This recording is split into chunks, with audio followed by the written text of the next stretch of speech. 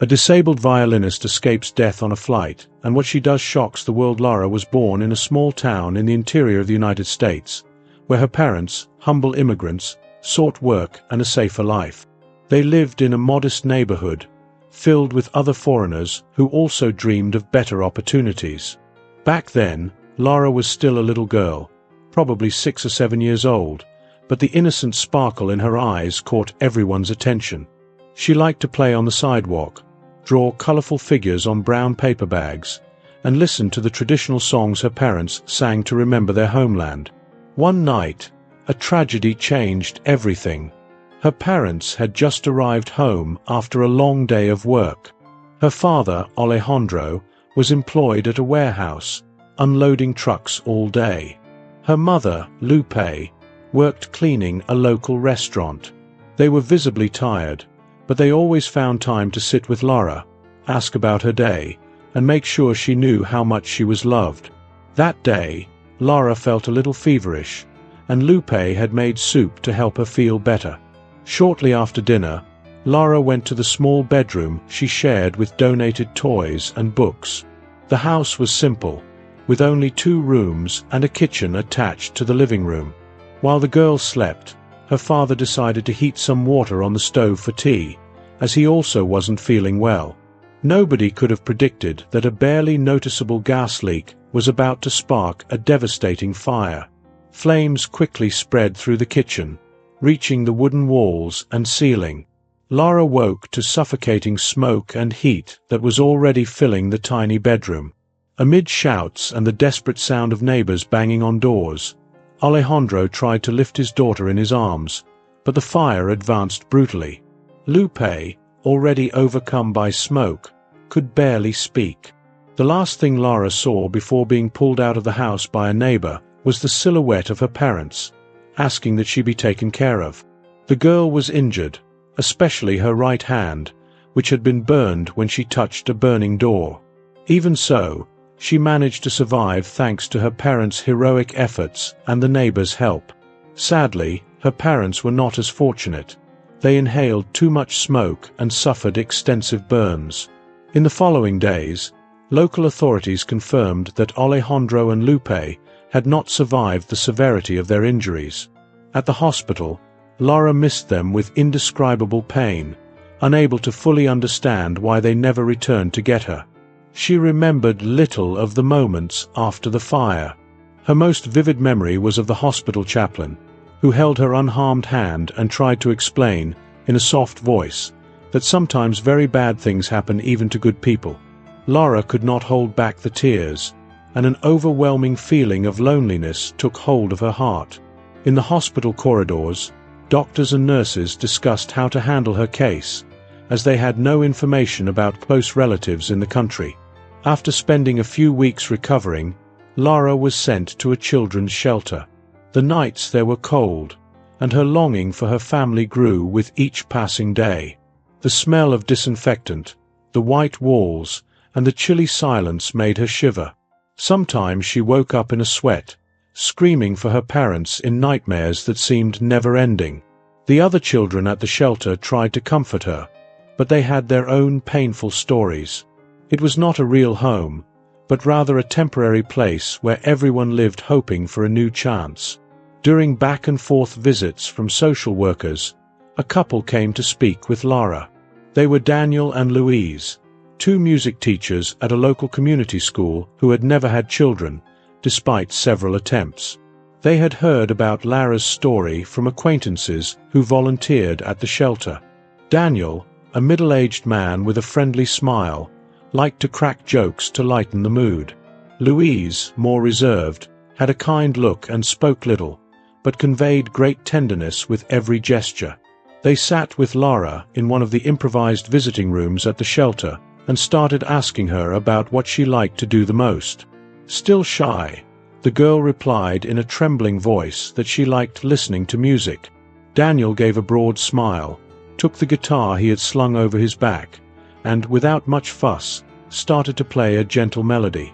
Louise, in turn, joined in with soft clapping, beating the rhythm almost maternally.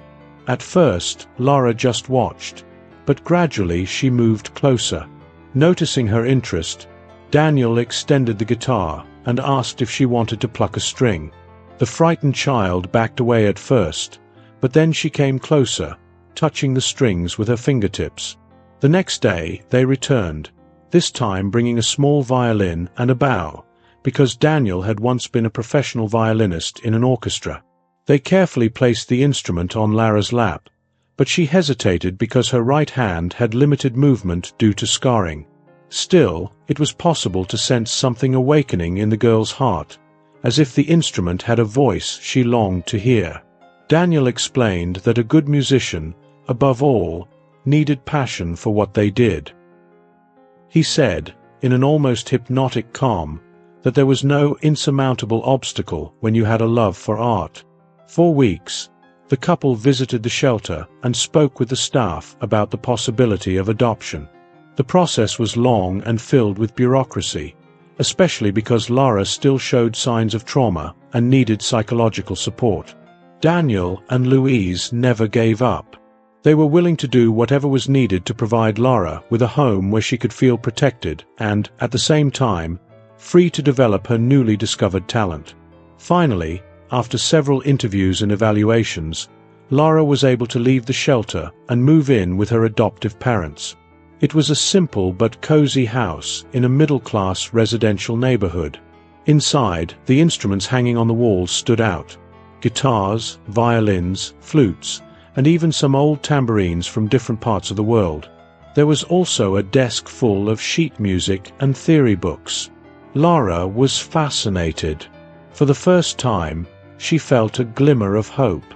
On her first night, she couldn't sleep because everything was so new. Even so, this place didn't have the impersonal chill of the shelter or the fear of an imminent tragedy like the fire that had taken her parents. Daniel and Louise gave her space, showing her every room and giving her a bedroom full of children's books and musical drawings on the walls. Once, while they were putting away the few clothes she had, Louise noticed how carefully Lara held a small photo of her biological parents. She approached slowly and remarked that they would always be part of the girl's story, and that no one could ever take that away. Over the following weeks, doctors kept monitoring Lara's pulmonary recovery and the burn on her hand. She still needed a regulated diet and physical therapy sessions to regain more natural movement in her fingers. However, from the first moment, it was clear that she had great willpower and discipline. Even in pain, she did all the recommended exercises. At home, Daniel tried to adapt a support for the violin bow, something that would allow the girl to play without having to strain the part of her hand that still bothered her. One day, after much trial and error, Daniel showed her a simple prototype, a glove with leather straps and Velcro. He explained that it would give the bow more stability, letting her move it without bending her wrist too much. Lara tried the support, a bit uncertain. Then she placed the violin on her shoulder and passed the bow across the strings, producing a continuous sound, however timid. She smiled softly as tears rolled down her cheeks. It was the first melody, still dissonant and almost fragile, that she managed to draw from the instrument that intrigued her so much. Louise, who was watching, approached slowly, hugging the girl and saying that this small victory was only the beginning. Lara, her voice choked with emotion, asked if one day she would be able to really play without pain or limitations. Louise replied that she believed it wholeheartedly, saying that music was like a universal language and that, if Lara could already speak through that instrument despite her difficulties, nothing could stop her from improving. That night, when she went to bed, Lara held tightly onto the little support Daniel had created. She thought about the tragedy that had brought her to this place, but also about the new chance that seemed to be forming in her path. A mix of guilt and hope filled her young mind. She wondered if her biological parents would be proud of her, imagining them smiling as they watched her overcome each hurdle, even though she still had to face ever-present pain.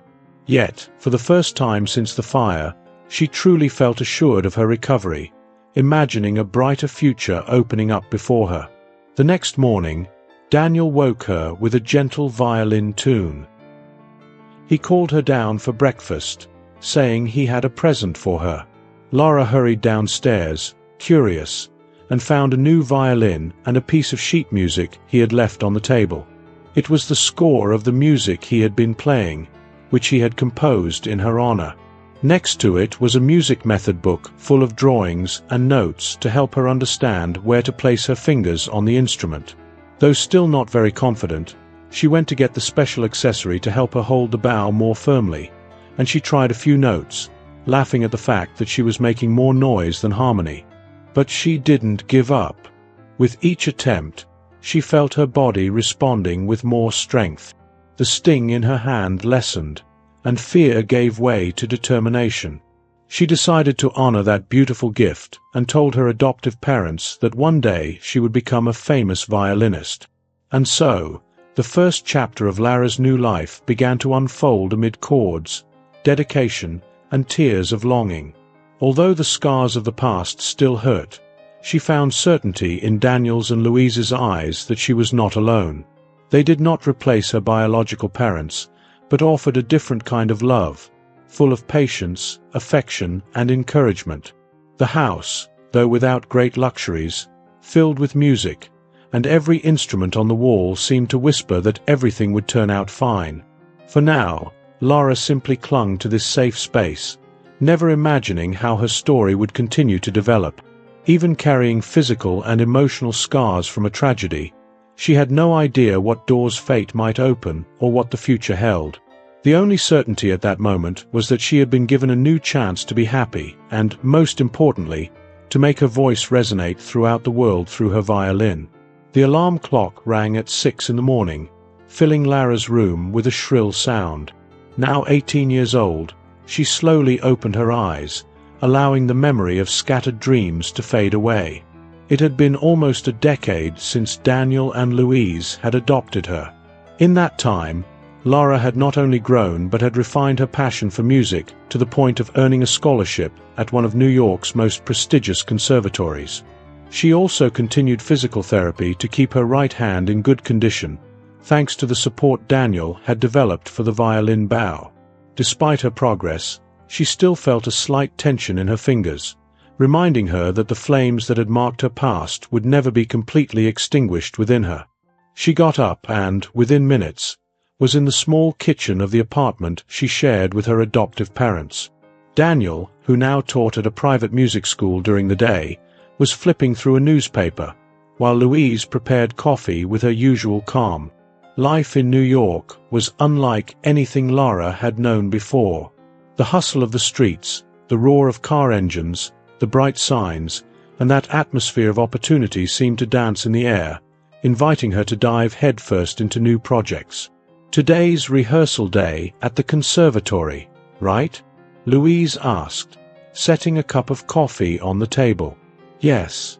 We have a repertoire test for the next academic performance," Lara replied, settling into one of the chairs. "The conductor insists I perform a very complex Tchaikovsky solo." Daniel glanced up from the newspaper, interested. "Are you feeling confident?" Lara smiled lightly. "Well, confident isn't exactly the word, but I'm ready to do my best." Ever since she'd been accepted into that renowned conservatory, Lara had been mixing with classmates from all over the country, some from wealthy families, others supported by generous scholarships. While many dreamed of joining the world's great orchestras, Lara had a different desire. For her, music was not just a pathway to fame. It was a way of giving back the kindness she had received in her darkest moments. She wanted to share her notes with ordinary people, those who walked the streets tired, dealing with exhausting routines, and who, amidst the rush, deserved at least an instant of beauty and emotion.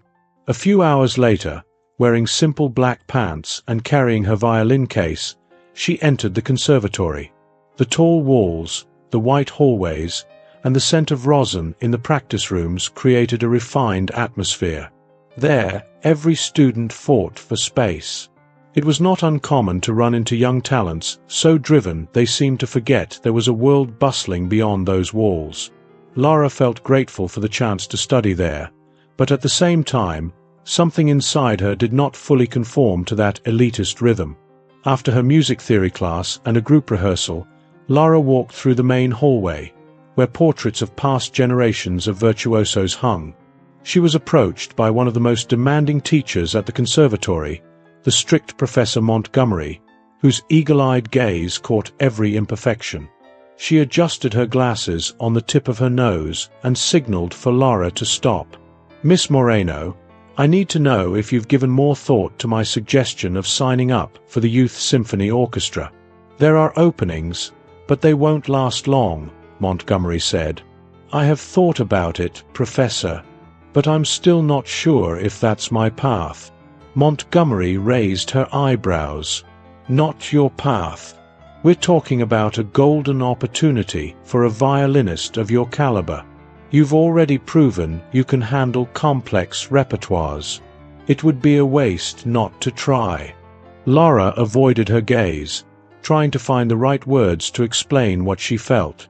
"I truly appreciate it, but there's something else that draws me more.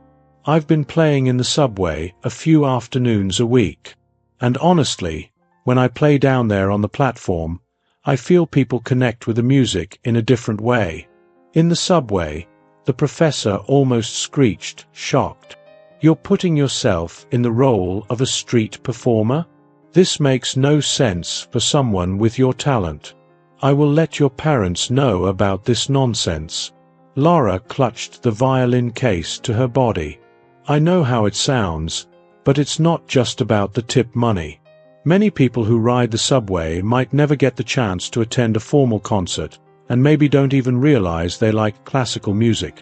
When I see them pause for a moment, close their eyes, or even smile while they listen, I feel like I'm fulfilling something greater. Besides, my dad often joins me, and sometimes we play together. You know how incredible and generous of a musician he is." Montgomery shook her head in disbelief and disappointment. "I can't believe your father supports this adventure of yours. You're throwing away a promising career. Any prestigious orchestra would accept someone with your potential, especially given the determination you've shown in overcoming your physical limitations." Lara remained silent for a few seconds. She knew this teacher did not mean harm, but did not understand the reasons why she preferred the subway platforms to the concert halls. Nevertheless, Lara also recognized that her motivation came from a deep place, rooted in everything she had experienced, in the help she had received, and in the hope that music had always given her. "I'm sorry, Professor. I will keep practicing hard. But playing in the subway is also part of who I am," she responded, with a serenity that even surprised herself. Later, already in the late afternoon, Lara left the conservatory building. She stopped at a newsstand to buy a bottle of water and adjusted her violin on her back. She walked a few blocks until she reached a busy station, where the ambient soundtrack was the screeching of trains on the tracks and the rush of people passing one another without even making eye contact. Her heart pounded with every step. She couldn't wait to open her case and let the notes flow. She found a discreet spot near one of the entrances to the platform and carefully took out the violin. She adjusted the support on her right hand, fastening the straps to keep the bow steady. As soon as the strings sounded, some people glanced briefly while others walked past. It was the New York routine in its purest form, but after a few minutes, a small circle of onlookers formed. Among them were an elegant woman carrying shopping bags, a young man in a hoodie with headphones, and a man who seemed to be a tourist, snapping photos of everything. Then Lara began to play. The melody was an old piece she had practiced at school for several weeks. She closed her eyes, feeling every vibration. There was no formal audience, but it was enough to see that small group stop to listen. Within moments, she noticed the elegant woman drop a $10 bill into the open case. The tourist pulled out his phone to start filming. The guy in the hoodie took off his headphones, smiling somewhat sheepishly. This was the power of music that moved Lara so much. At the end of the performance, she received some tentative applause, partially drowned out by the overhead announcement of an arriving train. Even so, a pleasant warmth filled Lara's chest. She nodded slightly in thanks, gathered the tips, and prepared to play a second piece. Just then, a middle-aged man wearing a wrinkled suit approached, looking emotional. "My daughter used to play that same piece on the piano many years ago. I haven't seen her in a long time.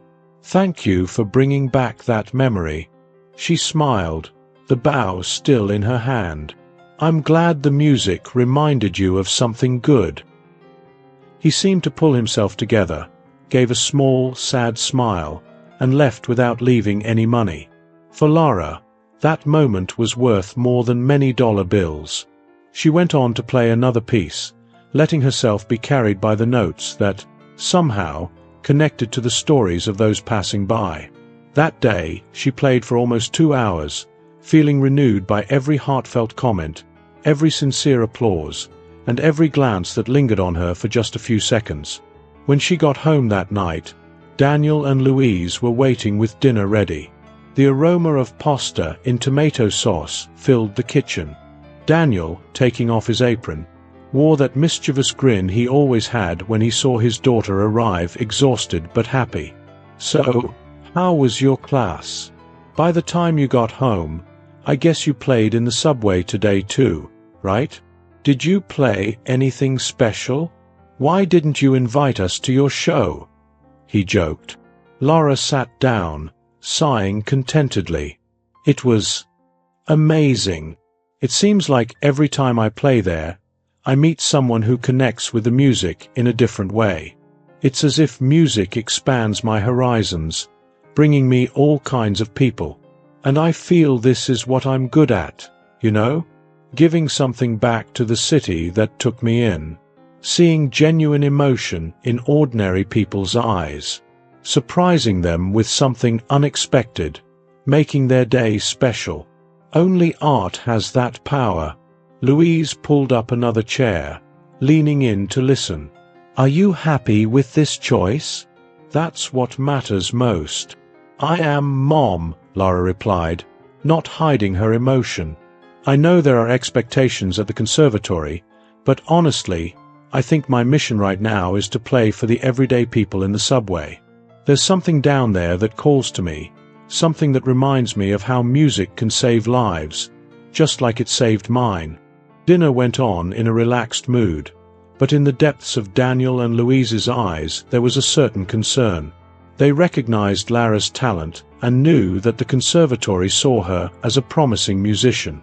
She could build a solid career on the most renowned stages, but she had chosen another path, driven by reasons beyond any conventional planning. Though they felt proud, they feared the competitive academic environment might punish her for not following the expected, traditional route. The next morning, Lara decided to arrive early at the conservatory to rehearse the Tchaikovsky piece she would have to present in her performance class. While tuning her violin in one of the empty rooms, she heard voices in the hallway. They were 2 classmates, both aspiring soloists, talking about her.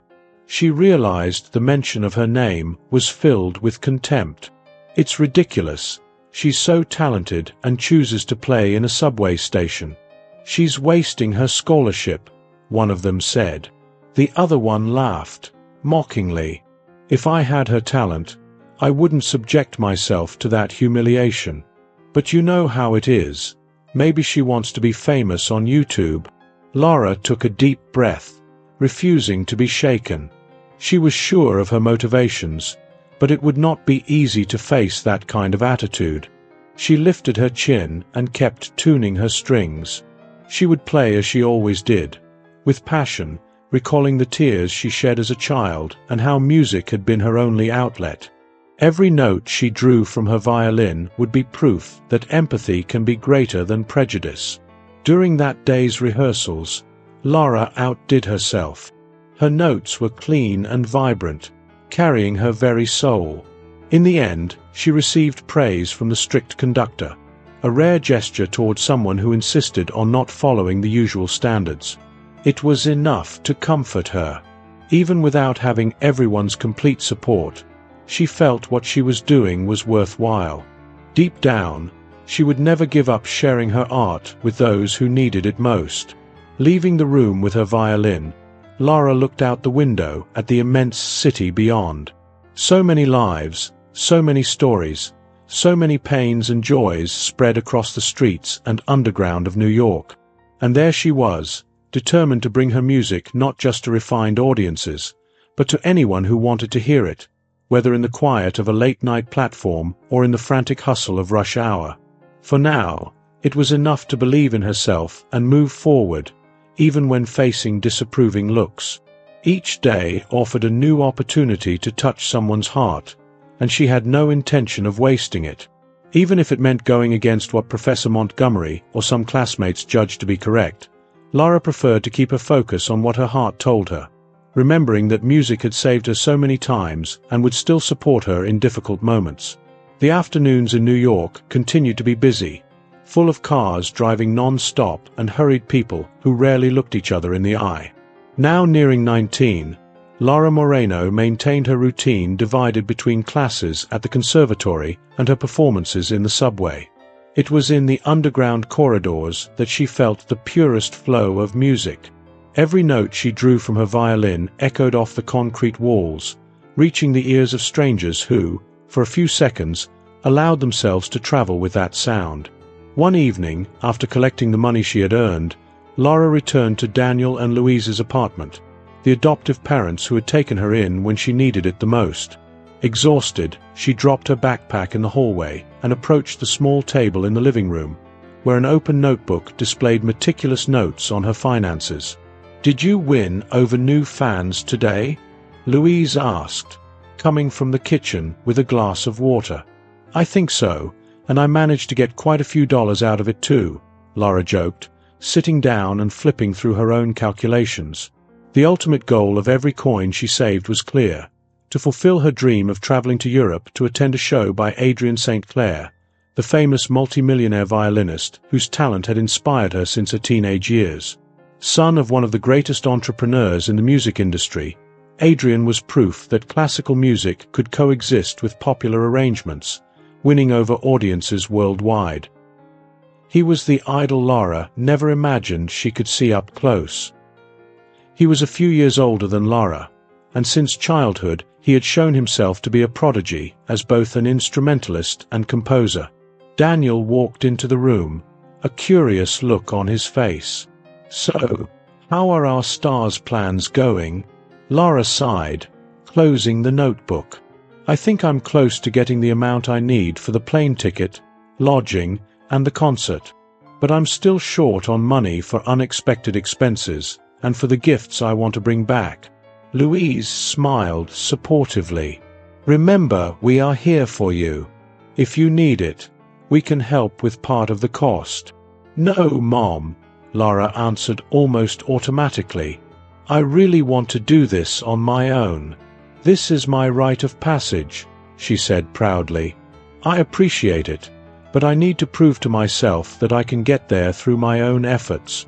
Though the routine was grueling, the prospect of one day seeing Adrian St. Clair on stage kept Lara going strong. She arrived at the subway every day with renewed determination, ready to draw from her violin strings her own story of overcoming hardships. Regular passengers already recognized her and declared themselves fans. Some even knew she was saving money for something special. She would smile shyly and go on playing and enchanting people.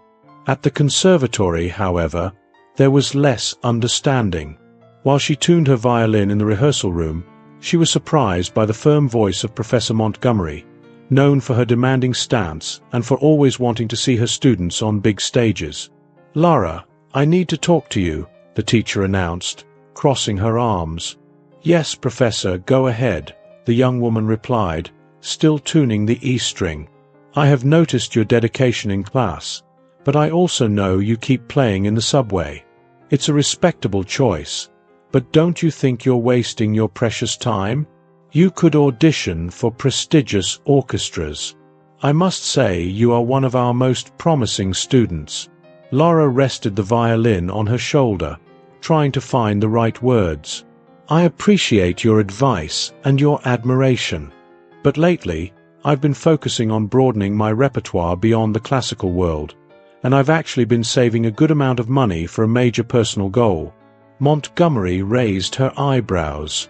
And what is this goal that's so important? Lara hesitated for a moment. I want to go to Europe to attend a show by Adrian St. Clair. I want to be even more inspired by the fusion of classical and popular, working on innovative arrangements. The silence that followed was broken by the teacher's impatient sigh. I understand your fascination, but don't underestimate your own career. People with your talent should aspire to reach Adrian's level of technique, not just watch him from afar. He may be creative, innovative, and popular, but know that he has a very strong background as a classical musician. I understand he studied for many years at the Conservatoire National Supérieur d'Art Dramatique in Paris. Maybe one day I'll reach that level of virtuosity, Lara murmured, trying to close the subject. For now, I need to take this first step, following my heart. In the following weeks, the young woman remained caught between Professor Montgomery's reluctant approval and her adoptive parents' unwavering support. Ever attentive, Daniel and Louise encouraged her to persevere in her goal. On some nights, Louise would find her in the living room with teary eyes, counting the bills she kept in small envelopes. There was evident fatigue, but also an almost tangible hope. "Sweetheart, you're exhausted. Are you sure you don't want to use some of the money we've saved?"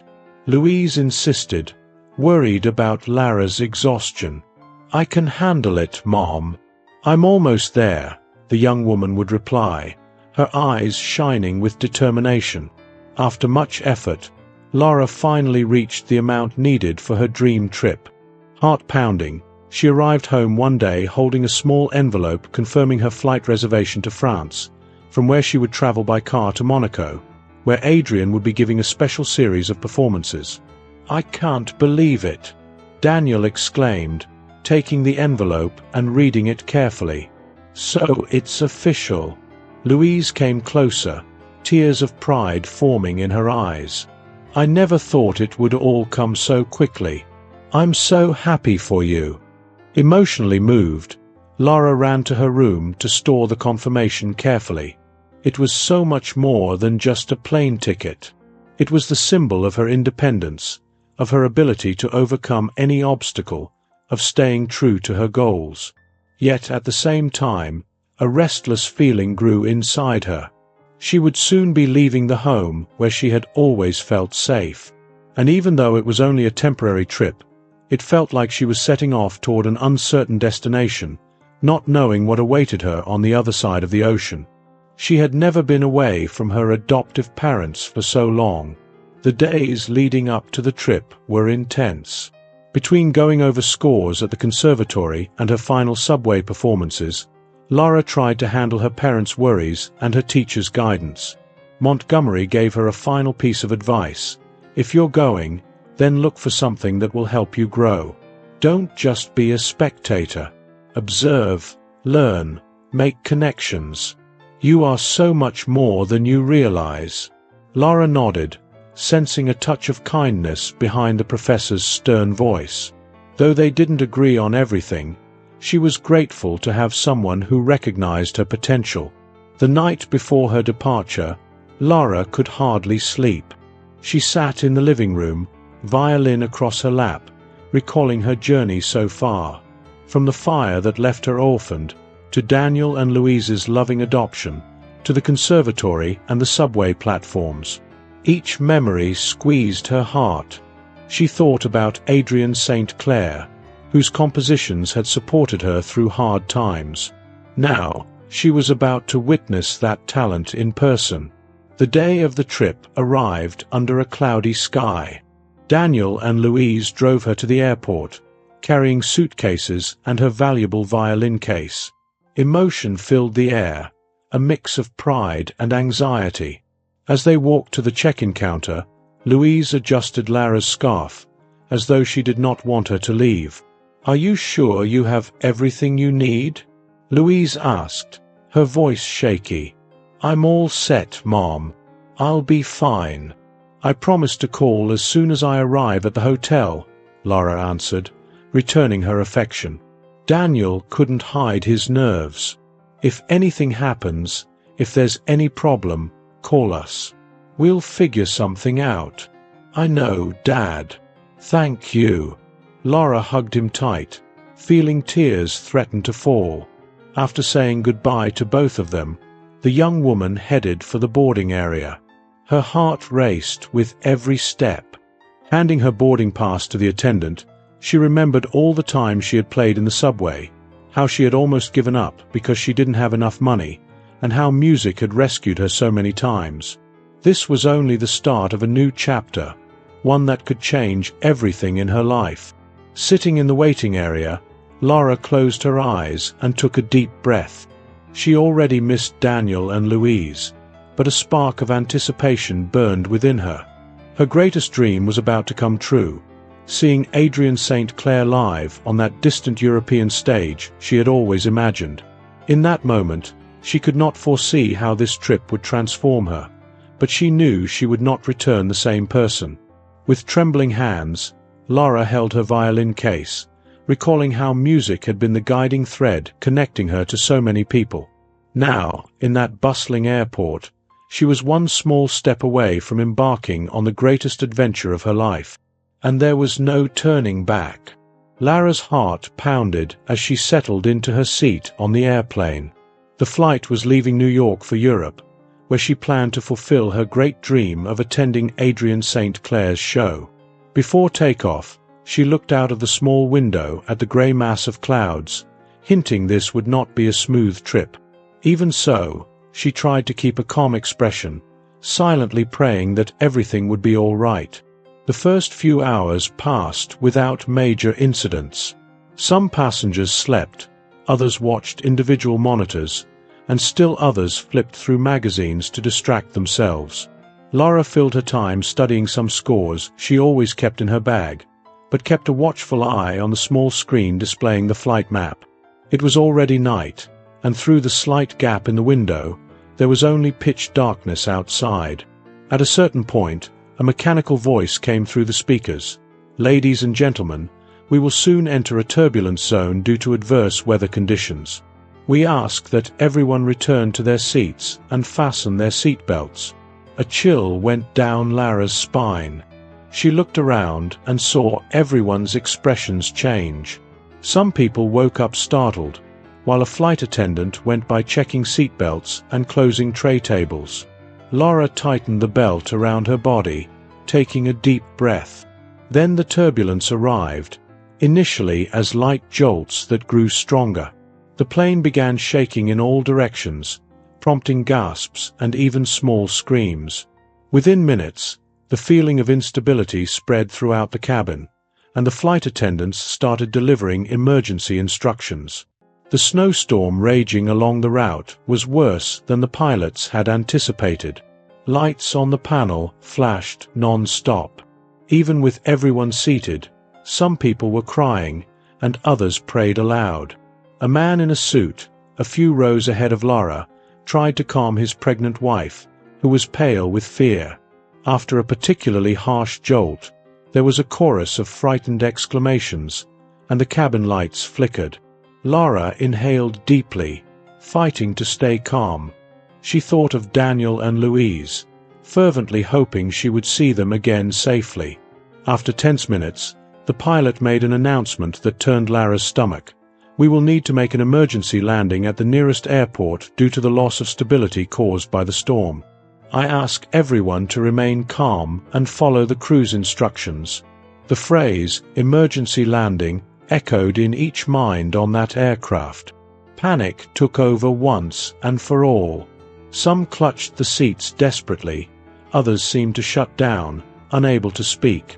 The turbulence didn't let up, and every jolt reminded them how fragile they were in the face of the relentless snowstorm. Landing in such conditions proved to be a huge challenge for the crew. The aircraft descended slowly, fighting strong gusts of wind and heavy snow. When it finally touched down on the runway, The landing gear shook frighteningly. A collective scream erupted, followed by a sudden braking. The airport's external lights, blurred by the falling snow, came and went, creating an almost surreal atmosphere. At last, after seemingly endless jolts, the plane stopped, surrounded by emergency vehicles waiting on the tarmac. Once the passengers were allowed to disembark, there was an outburst of emotion. Many had difficulty coming down the stairway, shaking with fear and cold. The local airport, engulfed in the snowstorm, was mobilized to welcome everyone, offering blankets and hot drinks. Laura felt her legs trembling as she entered the terminal, still trying to process what had happened. Several passengers were crying while airline employees tried to organize the luggage removal. Voices rose in confusion, paramedics checked for injuries, and a sense of chaos seemed endless. Amid that scene, Laura noticed many people still in shock, sitting on the floor or leaning against walls, unable to react. An elderly man called for his wife, who was being examined by a nurse. Children clung to their parents, visibly terrified. Seeing such suffering up close, Laura felt a squeeze in her heart. She remembered how music had always saved her in her worst moments, and how a small gesture could relieve someone else's pain. Without overthinking, she opened the case she was carrying and took out her violin, quickly attaching the special support Daniel had made for her right hand. She moved to a less crowded spot in the terminal, raised her bow, and began playing a gentle melody.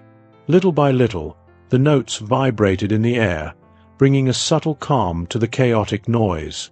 Some people turned around, intrigued by the unexpected sound. Others stopped crying, tilting their heads to hear better. As she played, Laura closed her eyes, focusing on every chord. She thought of her own story of overcoming challenges, of how music had carried her so many times. She gradually increased the volume, trying to create an atmosphere of comfort in that desperate situation. In a few minutes, a small circle of onlookers had formed around her. There were tears and expressions of gratitude. A slight murmur of astonishment hung in the air, because no one had expected a young woman to have the courage to transform that terminal into a stage of hope. Among the passengers, a guy wearing a cap and holding a camera watched intently. It was Jake Mills, a famous YouTuber who had been on the same flight. He recognized something extraordinary in Laura and began to record without hesitation. His camera captured the emotional faces of the listeners as the violin notes resonated through the tense air. He approached quietly, careful not to interrupt, sensing he was witnessing a unique moment. "My God, this is incredible," a woman murmured, drying her tears while watching Laura play.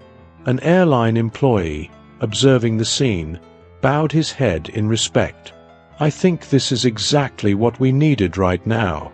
When the melody ended, there were a few seconds of moving silence. Then a round of gentle applause filled the terminal, as if those people wanted to express gratitude for the spark of hope Laura had just ignited. Moved, she lowered her head, putting her violin away. Only then did Jake approach her.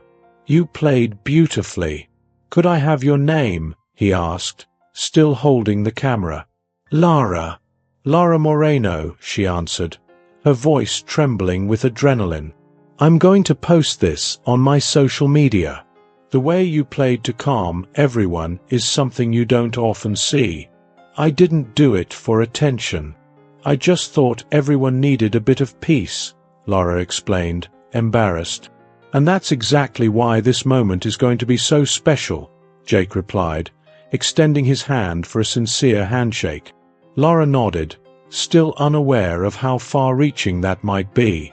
For her, it was enough to see that some faces relaxed after the terror they had faced on the flight.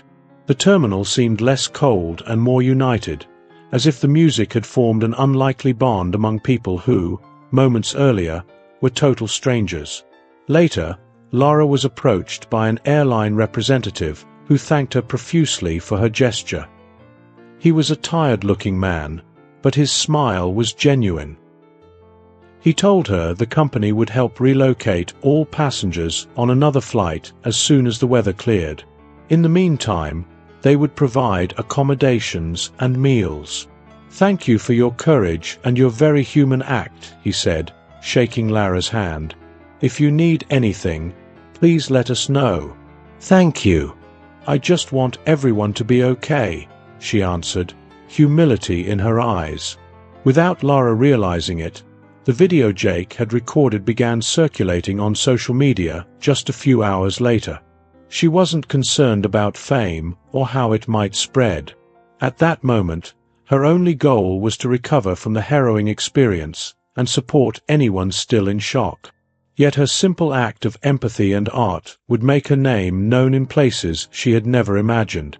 The emergency landing ended up being an event that would change not only the lives of the passengers on that flight, but also Lara Marino's own story. Music, which had always been her companion in overcoming difficulties, now connected her to a new reality, opening doors she never knew existed. And even without being fully aware, she was about to face a completely different chapter in her life, marked by the power a violin could wield amid chaos. Reboarding the next flight happened under a very different atmosphere from the earlier chaos.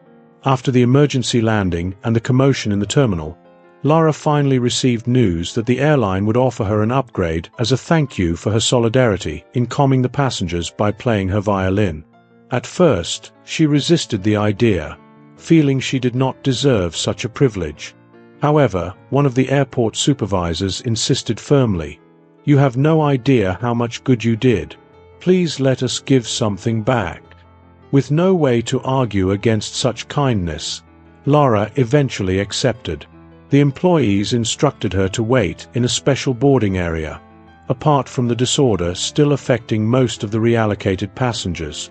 There, a service agent smiled and handed her a new boarding pass marked first class.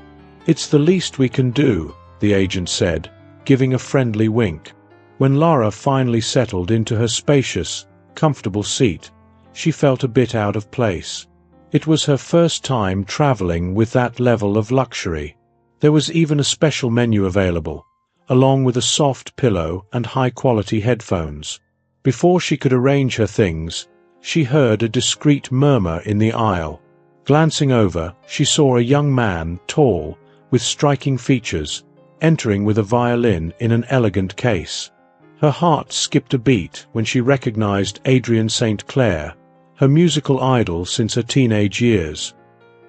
He was not surrounded by staff or security, yet he drew attention with his impeccable posture and the calm aura he radiated. Lara tried to act natural, but a surge of anxiety and excitement overwhelmed her. She never imagined she could see him just a few steps away, let alone be on the same flight. Adrien approached the seat next to hers, placing his violin case in the nearby compartment without noticing right away who was sitting beside him. By habit, he pulled out a handkerchief from his pocket to clean his hands. When he went to sit down, his eyes locked on Lara's. There was a brief moment of confusion before Adrien seemed to remember something. He frowned slightly, as though in recognition.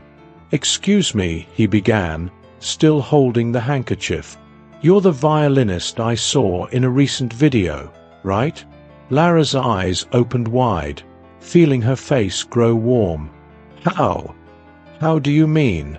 "Sorry if I sound intrusive. A friend showed me a video of a young woman playing to calm passengers during an emergency landing. I think it was you." She thought about denying it out of shyness, but realized there was no point hiding from someone who had already seen her face online. "Well, yes. It was kind of a spontaneous moment, and I never imagined anyone would record it. It was moving," Adrien went on, settling more comfortably in his seat across the aisle. "The arrangement you played of one of my compositions felt different, almost personal, I'd say. I was genuinely impressed." Lara blinked several times, trying to process what she had just heard. It meant he not only recognized her, but had also paid attention to how she had interpreted his music. Her heart raced, and her words got tangled. I had no idea someone was filming. I just thought everyone was in shock, and that music could help." Adrian smiled, showing a genuinely warm expression. "That's what I love the most about art. When it springs from an honest instinct, with no other motives. And you conveyed exactly that." The plane had not yet taken off, so most passengers were still settling into their seats. Lara, recovering some courage, took a deep breath and decided to speak more openly about her feelings. "Your compositions have always inspired me, especially the one you dedicated to your mother. The music evokes loss, but also hope." Adrian fell silent for a moment, looking surprised that she understood the meaning behind that piece. "Yes, I composed it after she passed away. It was a difficult time in my life. Hearing someone interpret it so sensitively is like reliving her memory in a gentle way. It really moved me." Still anxious, Lara fiddled with the violin case resting on her lap. "I studied every note of that arrangement because, in a way, I identified with that kind of loss. I lost my biological parents as a child. But then I was adopted and found my refuge in music." Adrian leaned forward, clearly touched by what he heard. "I'm sorry for your loss. But it's incredible to see how you turned pain into something so beautiful." "I'm also sorry for yours, Mr. St. Clair," Lara said, realizing they were sharing something very personal. "I've always felt that peace has a melancholy air, but it also delivers a sort of light. At least, that's what I feel when I play it." He let out a short laugh, as though rediscovering an old friend. "Please, just call me Adrian. There's no need for formalities here. And yes, you understood it perfectly. The music is about missing someone, but also about moving forward with what we still treasure most." A flight attendant passed by to check if everything was ready for takeoff. They paused their conversation briefly, but soon resumed as the seatbelt signs lit up and passengers were instructed to buckle up. Lara couldn't help but notice how naturally Adrian spoke, so different from the untouchable star she had imagined him to be. He was attentive and, above all, curious about her life. Once the plane leveled off, Adrian turned to Lara again. "As I mentioned, I only saw the airport video showing you playing one of my pieces. You said you study at a conservatory, so do you have any recordings of other performances?" Lara pulled out her phone, feeling a bit self-conscious. She looked for some files she had saved from when she practiced a special arrangement of the composition Adrian wrote for his mother. "Here it is. I recorded this in my room, so it's not professional. I just used my phone, and it was in a moment when I was thinking of my parents, so I used your music to help me cope." He took Lara's phone, put on the headphones, and leaned in, resting his hand on the seat back to get a better view of the screen. The video showed Lara alone in her room, eyes closed, playing each note with evident depth. As the images played, Adrian wore a serious expression, almost moved. At one point, a tear slid down the corner of his eye, landing on the phone screen. "I'm sorry," Adrian said, wiping his face with the handkerchief. "It's just that the way you play. It reminds me a lot of what I felt when I composed that piece." "You don't have to apologize," Lara replied softly. "I cry sometimes when I play it too because it reminds me of what I went through. But it also reminds me of how I managed to move on." "Thank you for sharing this with me," he said, returning her phone. Seeing this interpretation was like getting to know a part of you that can't be expressed in words alone. A flight attendant appeared, offering them drinks and interrupting the introspective moment. Adrian asked for water.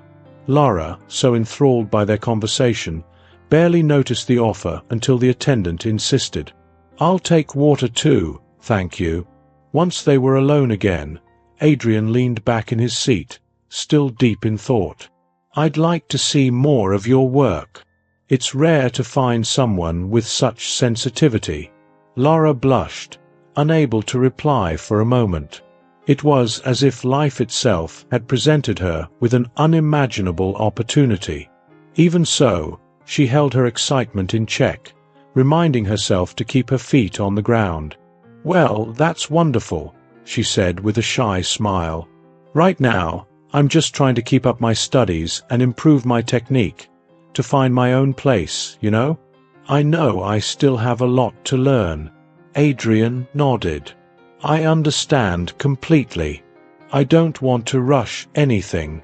But if you ever need help with your studies, feel free to look me up. I'm sure your talent deserves to be heard by many people." Their conversation continued in a relaxed tone for the rest of the flight. At one point, Adrian briefly shared how his childhood had been, how he first came into contact with music, and how much his father had influenced his business side. Lara, in turn, talked about Daniel and Louise, the music teachers who adopted her, and how they had changed her destiny. She spoke of how she had learned her instrument amid her treatments. Between confidences and laughter, the distance between idol and fan vanished, replaced by a genuine sense of rapport. When the plane finally prepared to land, Lara felt that the whole experience, going through the storm, the emergency landing, and now that chance encounter with Adrian, was almost unbelievable. A mix of gratitude and nerves washed over her. She realized that a new chapter of her story was being written, far beyond anything she had ever dared to imagine. Disembarking was relatively calm. As they stood up, Adrian picked up his violin case and offered Lara a final smile. "Thank you for such an amazing conversation. It seems life has curious ways of bringing us closer to the right people." Mustering the courage to ask, Adrian inquired if he could note Lara's phone number so they could keep in touch. Lara, still in disbelief at how natural it all seemed, smiled back and gave him her number. "Thank you, Adrian. I'm really glad we met like this." And so, between the elegance of a first-class flight and the simple musical gesture that resonated so deeply with both of them, Lara and Adrian said goodbye, still moved by the magic of that special encounter. Lara walked through the airport's long corridors, carrying her violin with almost reverent care. After disembarking, her heart was still racing from the conversation she had with Adrian St. Clair during the flight. At the exit, they had each gone their separate ways with a cordial wave, but the sense that something extraordinary had happened remained in both of their minds. Amid the constant flow of passengers and staff, she headed to the baggage claim area. She needed to find her suitcase and then head to the hotel where she would stay until she could rent a car and reorganize her schedule, now that her plans and timings had been thrown off by recent events. While waiting, she watched the colorful suitcases spinning on the conveyor belts in front of tired men and women, many of whom had also survived the emergency landing. "I wonder if I'll see him again," she thought, unsure if she hoped or feared the answer. A few minutes later, she spotted Adrian's face in the distance. He was standing near a metal column, talking to a woman who appeared to be an advisor or co-worker. When he finished, Adrian noticed Lara. He bid the woman a quick goodbye and came closer, adjusting the violin case slung over his shoulder. "Lara, still looking for your luggage?" he asked with a friendly smile. "Did you manage to get everything sorted out?" She tried to contain her nerves, though her heart was pounding more than usual. "Not yet, but I guess the delay makes sense, after having to switch planes and seeing my original flight schedule turned completely upside down." Adrian nodded, grasping the situation. "After a scare like that, I imagine all you want is a little time to breathe, rest, then take in this continent's tourist attractions." The surrounding noise made them move a bit closer so they could keep talking. Lara could feel a mix of unease and anticipation flooding her thoughts. "Actually, there's something I didn't have the courage to say during our conversation," she admitted, unsure if she should reveal so much. "I do plan to see some tourist spots, but the main reason I planned this trip was to attend your show in Monaco." Your interpretations of classical and popular music truly inspire me. That's the path I want to follow in my own musical career." "Well, then I have an idea," Adrian said, clearly moved after hearing Lara's confession, with a slight smile lighting up his face. "My next show in Monaco is coming up soon. If you're up for it, you could play a piece with me. We'd have time to rehearse." The words hit Lara squarely in the chest, and she stayed silent for a moment, processing what she had heard. "Play with you?" Adrian motioned for them to step away from the crowd, guiding her to a quieter spot. "Yes. After everything that happened on the flight, and after getting to know you a bit better during our talk, I was truly impressed. So I came up with a special invitation. You played my music with such sensitivity that I would love to have you on stage for a duet. It would be something magical, something real." Lara's smile wavered, her lips parted, but no words emerged immediately. She glanced at her violin case, remembering each effort and sacrifice that had brought her to this moment.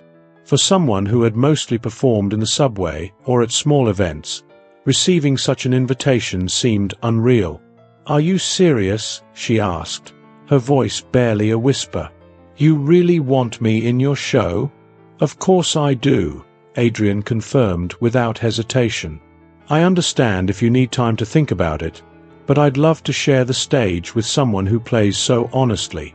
We see music the same way." Lara took a deep breath, dizzy with excitement.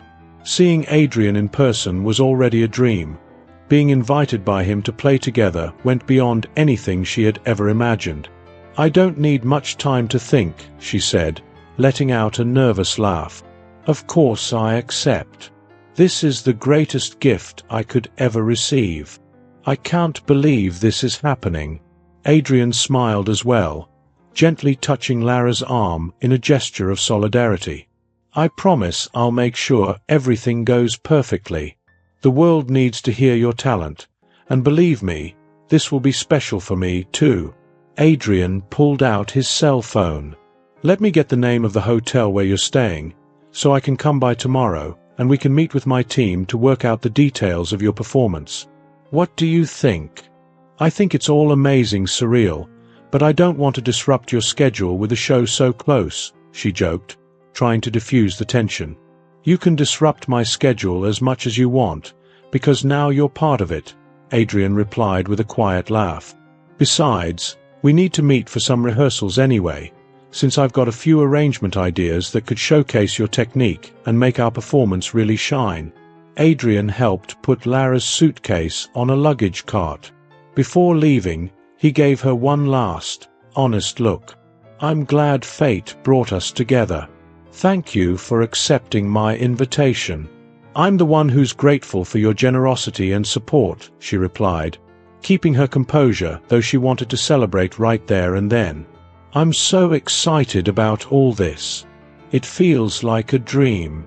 With a slightly timid hug that betrayed his nervousness, Adrian walked away, disappearing into the stream of travelers. Lara remained where she was, almost unable to believe everything that had just happened.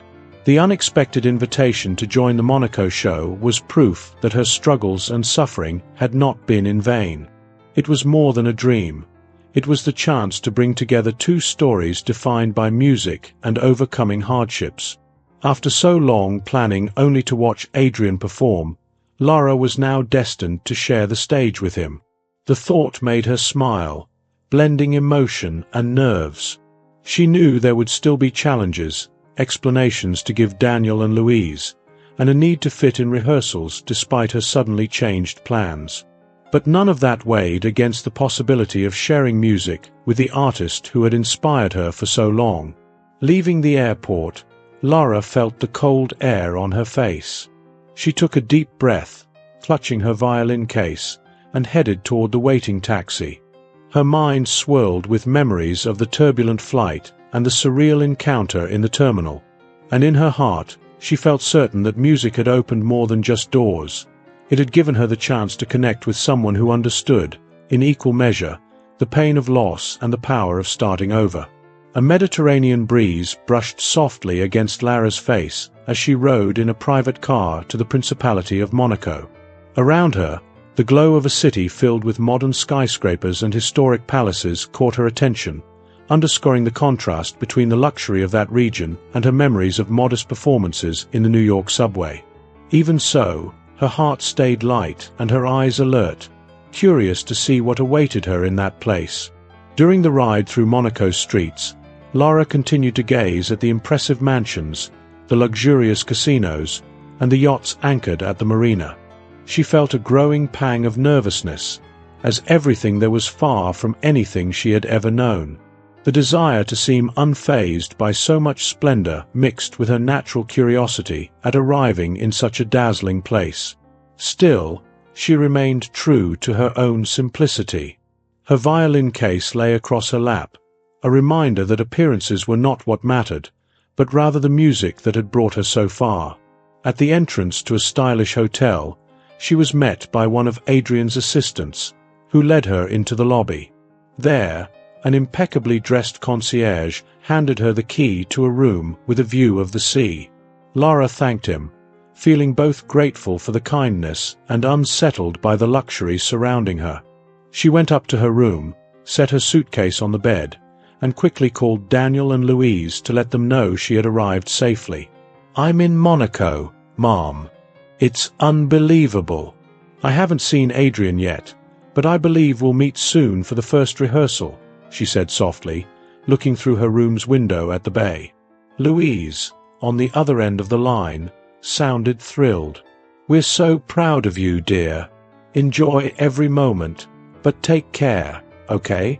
After a brief call with her family, Lara took a quick shower to shake off some tension. Before she could rest, her phone buzzed with a message from Adrian. "Welcome to Monaco. How about meeting at the theater in an hour for rehearsal?" That theater was an opulent event hall, right beside a famous casino. As soon as she entered, Lara was awestruck by the central chandelier made of crystals reflecting dozens of lights across the space. On the stage, Adrian was waiting for her with a smile. "I thought you'd be hard to impress, but by the look on your face, I see I was wrong," he said, noticing her astonishment. Lara laughed, still marveling at the detailed ceiling. "It's impossible not to be impressed. Everything is so grand." Adrian motioned to a chair beside his, where he had placed a music stand holding some sheet music. "Let's start slowly. I want to see how our sound merges." She nodded and carefully set the violin on her shoulder. They were about to rehearse the composition Adrian had written in honor of his mother.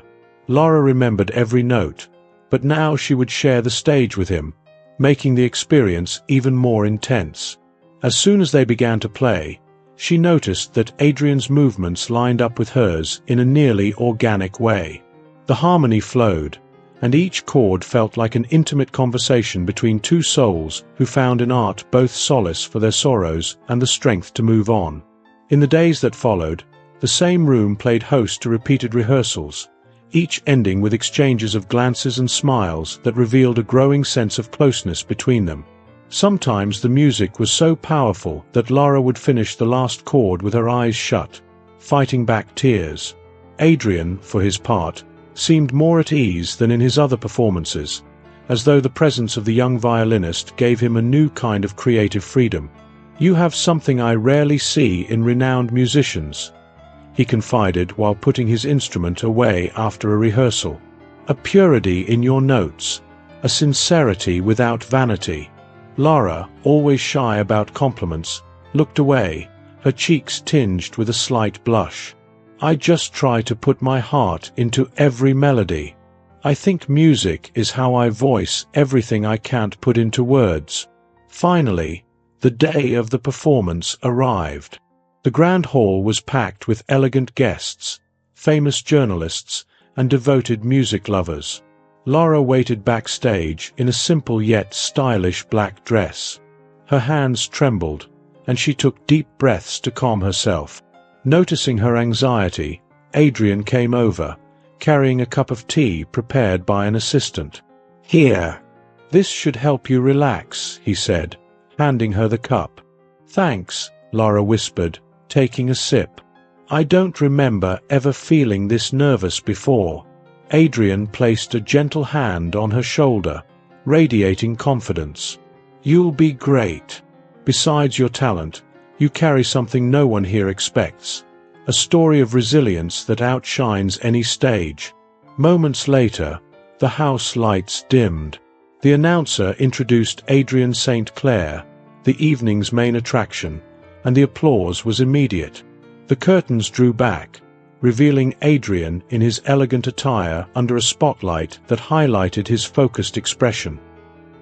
He performed a few well-known pieces from his repertoire, earning thunderous applause.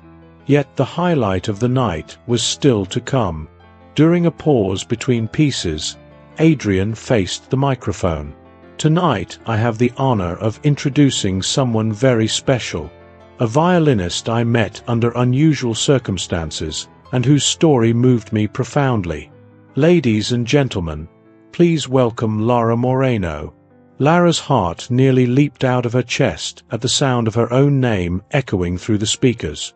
Amid applause and hushed chatter from the audience, she stepped onto the stage, clutching her violin in trembling hands. Adrian smiled and encouraged her with a strong gaze, as if to say, "Believe in yourself." Together, they began the same piece they had rehearsed in the previous days, the music Adrian had composed for his mother. Lara's first bow stroke produced a soft sound, but she soon found her confidence, letting her emotions overpower her fear. Adrian followed along, sustaining the harmony, making every note blossom as though telling a story. Their synergy was absolute. At times, their eyes met in a way that seemed to communicate beyond words, uniting pain, hope, and their passion for art in a single chord. The audience felt this bond and fell into reverent silence, as if everyone there had pushed aside their own concerns to take in the magic of that song. When the final chord rang out, there was a moment of stillness, followed by a standing ovation that shook the hall. Overcome with emotion, Lara bowed her head in thanks, tears welling up without her being able to stop them. Adrian's eyes were also moist, making it clear that this performance meant much more than just another number in a concert. The media response was quick. After the show, reporters crowded around Adrian and Lara, eager for details about the young woman who had appeared out of nowhere and won over everyone's hearts. Television coverage, social media photos, and online articles sprang up almost instantly, highlighting not only Lara's talent but also her story of overcoming hardship and the selfless way she had used music to help passengers during a crisis. "American violinist moves Monaco in duet with Adrian St. Clair," read some headlines. "A story of fire, rebirth, and sublime chords," said others, alluding to Lara's tragic past and the intensity of her performance. Suddenly, people all over the world wanted to know more about that young woman who had grown up playing on New York subway platforms and was now shining on one of the world's most sophisticated stages. Behind the scenes, Lara accepted congratulations from strangers, event organizers, and Adrian's friends. She tried to remain humble, but it was clear how deeply she was touched by the moment. Stepping aside, wiping away tears, she felt Adrian's hand on her shoulder. "You deserve all this, Lara," he said seriously, though his eyes shone with pride. "I never dreamed of something like this," she confessed, her words coming out fragile. "I feel like I'm dreaming and don't want to wake up." Adrian laughed. "If it's a dream, don't wake up anytime soon. We need more performances like this." They embraced without speaking further. Both felt that this concert was not just a passing triumph in Lara's life, but a milestone in the bond they were creating. Music had united their hearts in ways neither could have foreseen. As they left the theater, Lara was again greeted by cheers and autograph requests. She wobbled slightly under all the attention until Adrian steadied her with a firm arm. Together they made their way through the gates amid camera flashes, sharing the happiness of a shared victory. That night, while resting in her hotel room, Lara gazed out at the Mediterranean. The evening was quiet, and the city lights shimmered on the water. With her violin on a chair beside her, she thought about all the steps that had brought her there, from the initial tragedy, to her lessons at the conservatory, to her subway performances, to the turbulent flight. Each detail formed part of an unlikely story that had culminated in an extraordinary achievement.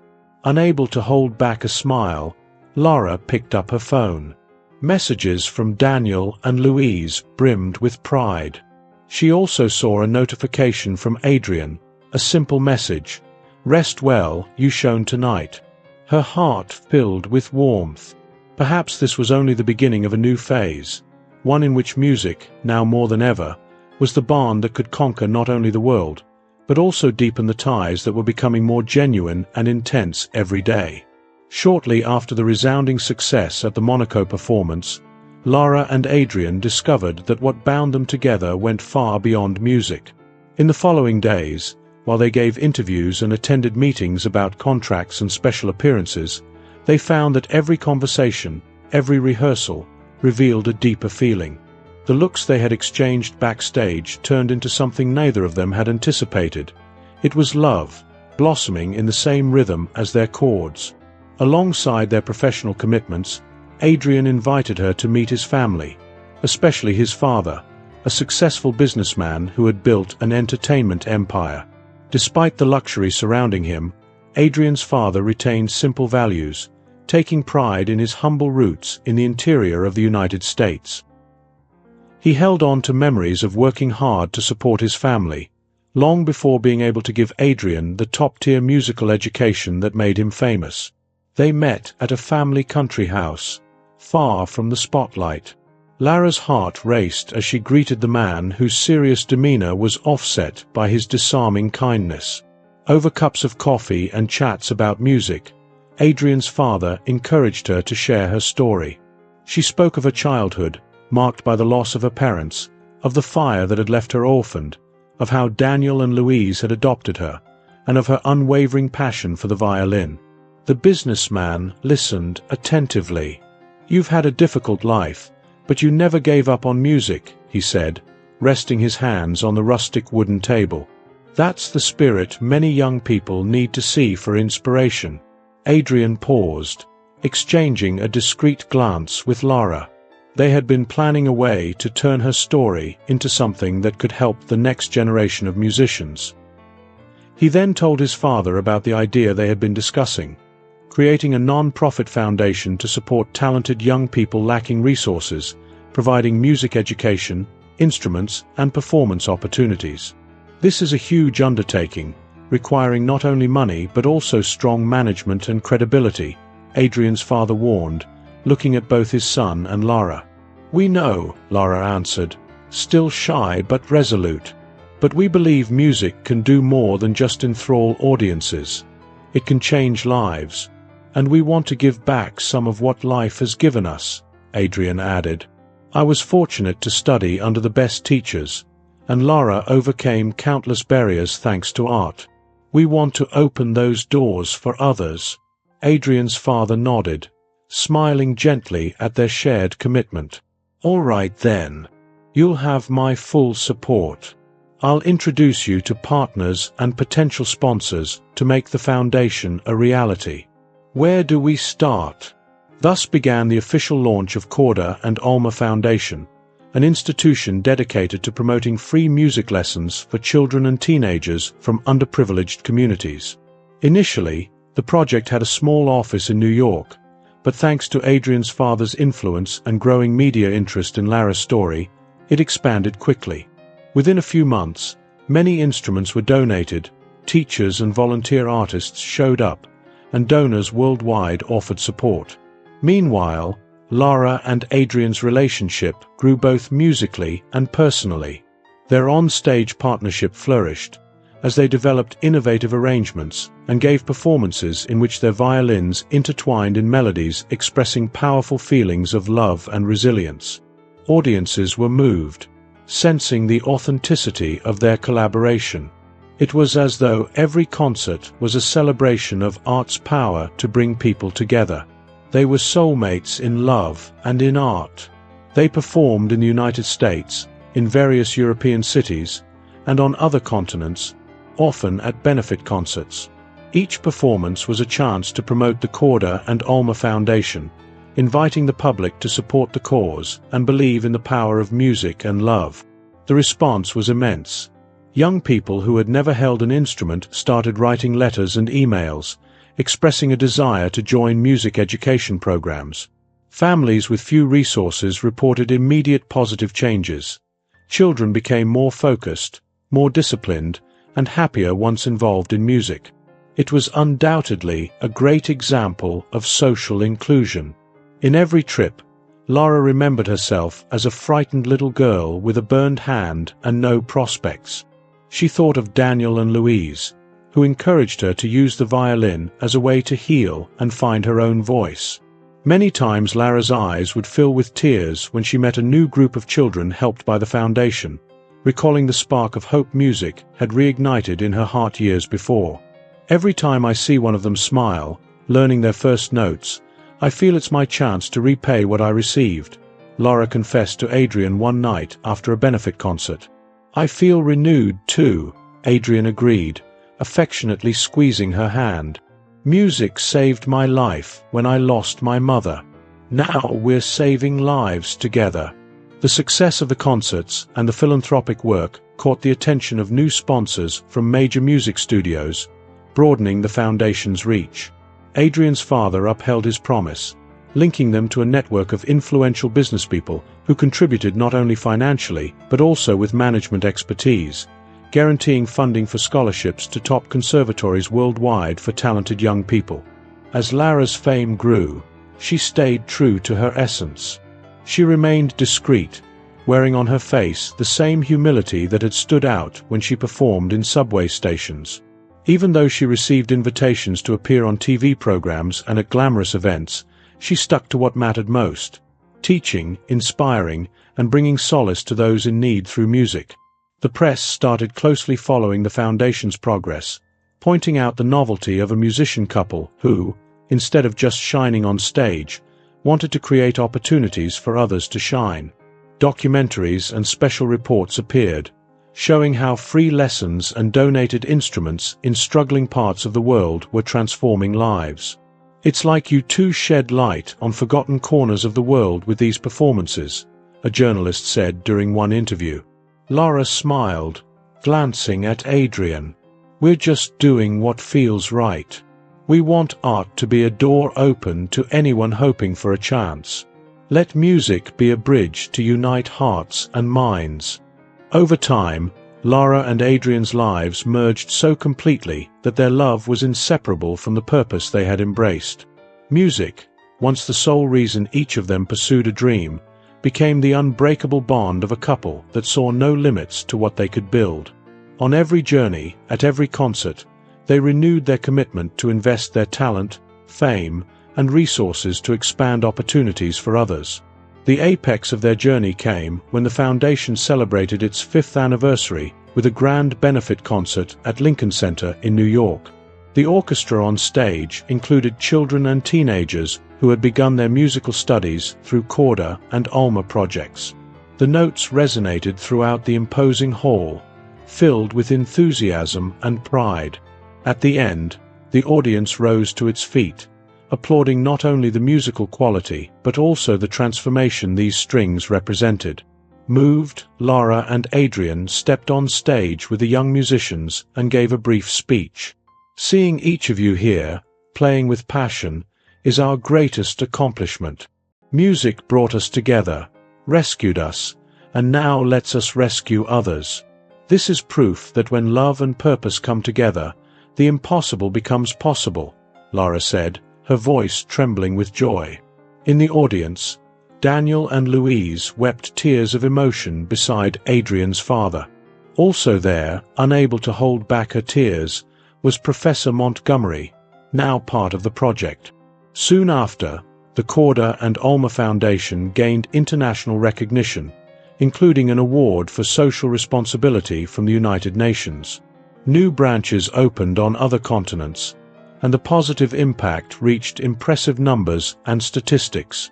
But more than the numbers, the true legacy was seen in the joy on every child's face, in the renewed hope of every family that witnessed music bring discipline and new dreams into their homes, changing lives. When that grand anniversary concert ended, Lara and Adrian embraced amid the thunderous applause. They looked at each other, certain that although Lara's story of triumph had reached unimaginable heights, it was far from over. Like her love for Adrian and her desire to change lives through art, her path remained open, ready for new chapters. After all, the music that had joined them kept echoing, making hearts and violin strings vibrate all over the world. Now married to Adrian, Lara whispered in his ear amid the crowd's cheers, "You've just found another good reason to feel inspired and compose new songs. I'm pregnant, you're going to be a dad."